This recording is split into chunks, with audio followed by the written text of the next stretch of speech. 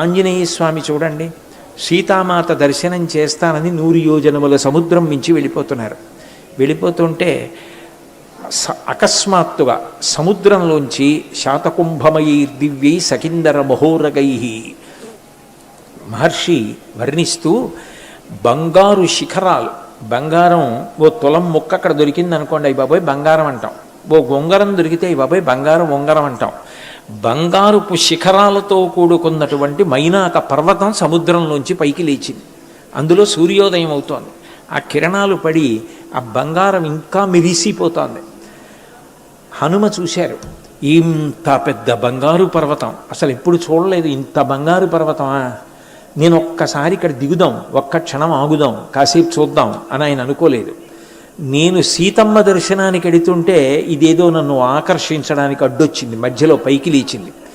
కాబట్టి నేను ఆగకూడదని వరసాపాతయామాస ఇవమారుత తన వక్షస్థలం పెట్టి కొడితే బంగారు శిఖరములు చూర్ణములైపోయి కింద పడిపోయి.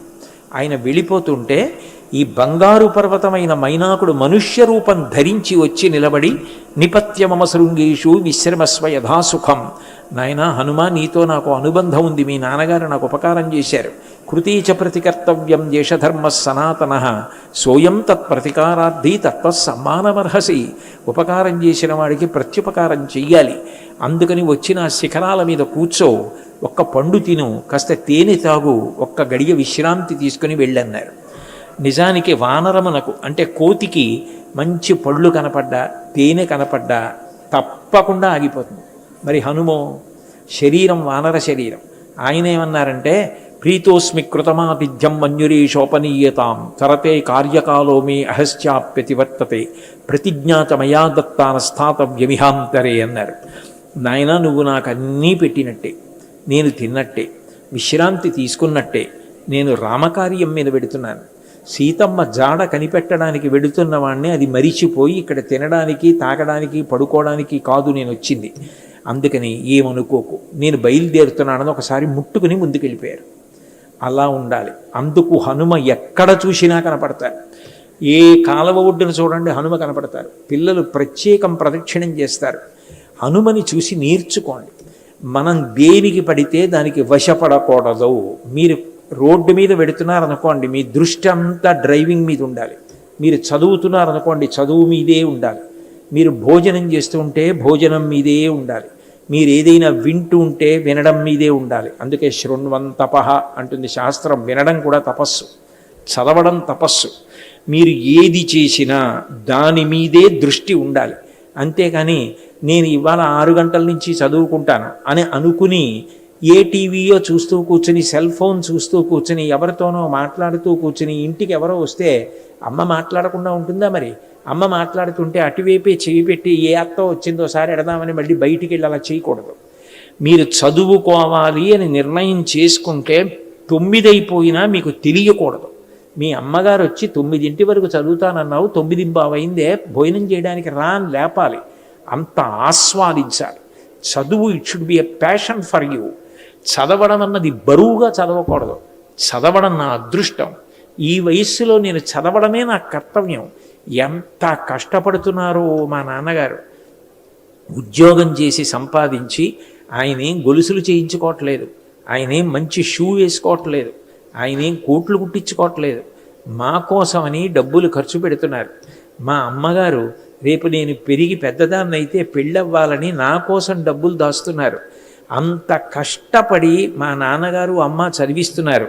నేను బాగా చదువుకోవాలి తప్ప ఇవన్నీ నాకు అనవసరం అన్న దృష్టి ఉండాలి. నేను విశాఖపట్నంలో ఉపన్యాసాలు చేసే రోజుల్లో సుబ్బారావు గారిని ఒకరి ఇంట్లో ఉండేవాడిని. వాళ్ళకు ఒక కొడుకు ఉండేవాడు గౌతమ్ అని.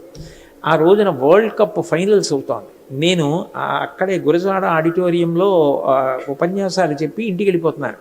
ఎక్కడ చూసినా జనం నిలబడి అరుస్తున్నారు. వరల్డ్ కప్ ఫైనల్స్ అంటే ఇండియా అందులో ఫైనల్స్ ఆడుతోంది. అందరూ ఉత్కంఠతో ఉన్నారు. నేను ఇంటికి వెళ్ళి స్నానం చేయడానికి వెడుతూ ఈ పిల్లాడిని పిలిచాను. పిల్లలకి సాధారణంగా తెలుస్తుంది కదా అని, ఏమయ్యా ఇవాళ వరల్డ్ కప్ ఫైనల్స్ కదా, ఇండియా పొజిషన్ ఏమిటని అడిగాను. ఆ పిల్లాడు బయటకు వచ్చి అన్నాడు, గదిలో ఉన్నాడు, తలుపులు తీసి మాట్లాడాడు, నాకు తెలియదండి అన్నాడు. నేను ఆశ్చర్యపోయాను. అదిడోయ్ ఎక్కడ చూసినా ఉత్కంఠగా ఉంటే నీకు ఇండియా పొజిషన్ తెలీదా అన్నారు. అంటే ఆ పిల్లాడు నాతో అన్న మాట ఇప్పటికీ నా చెవుల్లో వినపడుతుంది. ఆ పిల్లాడు నాతో అన్నాడు, మా నాన్నగారు మెరైన్ ఇంజనీర్గా పనిచేస్తున్నారండి. మా నాన్నగారు ఓడలో సముద్రంలో 6 నెలలు తిరుగుతారు. గురువుగారు మా నాన్నగారు పడే కష్టం ఒక్కొక్కసారి వింటే నాకు ఎంత బాధేస్తుందో. ఓడ వెడుతున్నప్పుడు ఎవరైనా చాలా పెద్ద స్థాయి వ్యక్తి చనిపోతే ఆ వ్యక్తి శరీరాన్ని తీసుకొచ్చి అప్పజెప్పడానికి పెద్ద పెద్ద ఫ్రిడ్జ్లు ఉంటాయట, అందులో పెట్టేస్తారు. అక్కడే కూరలు పళ్ళు కూడా ఉంటాయి. ఆ ఫ్రిడ్జ్ తీసినప్పుడల్లా అందులో ఈయన భౌతికాయం కూడా ఉంటుంది, మళ్ళీ ఓడ తిరిగి వచ్చే వరకు. అంత కష్టపడి మా నాన్నగారు సముద్రంలో ఉండి తుఫానులు ఎదుర్కొంటూ కష్టాలు ఎదుర్కొంటూ ఉద్యోగం చేసి ఇక్కడికి వచ్చినప్పుడల్లా నాతో అంటారు, నువ్వు బాగా చదువుకోవాలరా, నువ్వు పెద్ద ఇంజనీర్ కావాలరా, నువ్వు ఆర్ఈసీల్లో చదవాలరా, నువ్వు ఐఐటీల్లో చదవాలరా అంటారండి. మా కోసం అంత కష్టపడ్డ మా నాన్నగారి కోరిక తీర్చడానికి నేను ఎంట్రన్స్ ఎగ్జామినేషన్కి వెడుతున్నాను గురువుగారు, అందుకని నేను వరల్డ్ కప్ ఫైనల్స్ పట్టించుకోలేదండి, నాకు తెలియదు అన్నాడు ఆ పిల్లాడు. నేను జ్ఞాపకం పెట్టుకొని ఆ తర్వాత వాళ్ళ అమ్మగారికి ఫోన్ చేసి అడిగారు, అమ్మ గీత గారు మీ అబ్బాయికి ఏమిటి వచ్చింది అని అడిగాను. ఆర్ఈసీ సూరత్కల్లో సీట్ వచ్చింది గురువుగారు, మా అబ్బాయి ఇప్పుడు సూరత్కల్లో చదువుతున్నాడు అన్నారు. నేను అది విన్న తర్వాత ప్రత్యేకం మళ్ళీ విశాఖపట్నం వెళ్ళి నా చేతి వాచి తీసి అబ్బాయికి ఇచ్చేశాను. ఎందుకు ఇచ్చేసానంటే అది నాకు గొప్ప కాదు, ఇది కదరా అంకిత భావం అంటే. ఒక పిల్లవాడు ఎలా బ్రతకాలో నేర్చుకున్నాడు, తండ్రి గౌరవాన్ని గుర్తించాడు, తండ్రి కష్టాన్ని గుర్తించి అక్కర్లేని దాని జోలికి వెళ్ళలేదు. నేను మీకు ఐఎమ్ సైటింగ్ ప్రాక్టికల్ ఎగ్జాంపుల్స్, కొన్ని పుస్తకాల్లోవి కొన్ని యథార్థ సంఘటనలు చెప్తున్నాను. మీరు ఏ పని చెయ్యాలో ఆ పని మీద తప్ప మీకు అక్కర్లేని విషయాల మీద దృష్టి పెట్టుకోవడం మానేయాలి, అక్కర్లేని విషయాల గురించి చర్చించడం మానేయాలి.